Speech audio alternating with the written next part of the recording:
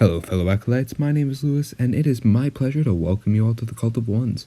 In today's video, I will be showing you all how to get a lightly rusted iron. And for models today, we will be using this plasmacite from the Indomitus box set. I have pre-primed it with the Satin Espresso from Rust-Oleum, and the first paint we will be applying today is Typhus Corrosion. With a worn and very used brush, stipple this paint on in random patterns. This is going to be the base of our rust effect. Once you are satisfied with how much Typhus Corrosion is on the model, stop and let it dry. And here's what it looks like when it's done. Now, we're going to be starting with a saturated orange and lightly dry brushing that over the Typhus Corrosion. This is going to add a little bit more depth to our rust, as well as that nice orange color that you can see on oxidized iron.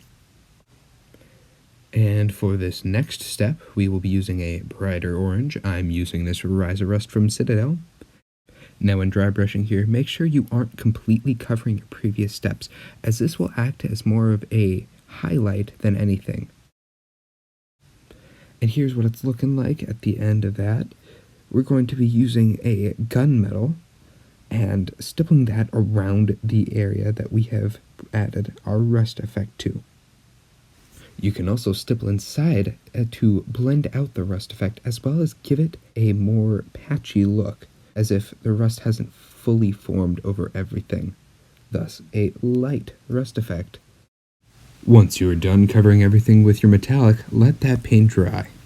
Our next step will be using Agrax Earthshade or something akin to it, and covering the whole model, completely coating every surface that you have previously applied paint to. Once everything is coated, let that layer dry. Here's what it looks like when it's fully dry, and we'll be moving on to our final step. We will be starting with Carroburg Crimson and Drakenhof Nightshade. Load your brush with as much Carroburg Crimson as you can, and start creating puddles in random patterns on your model. Once you're satisfied with how many puddles you've created, take some Drakenhof Nightshade and mix it into the Carroburg Crimson puddles. Once you're done with this step, let it dry, and your model will be complete. And here's what it looks like when it's fully dry. I hope you all enjoyed today's episode, and be sure to like, comment, and subscribe.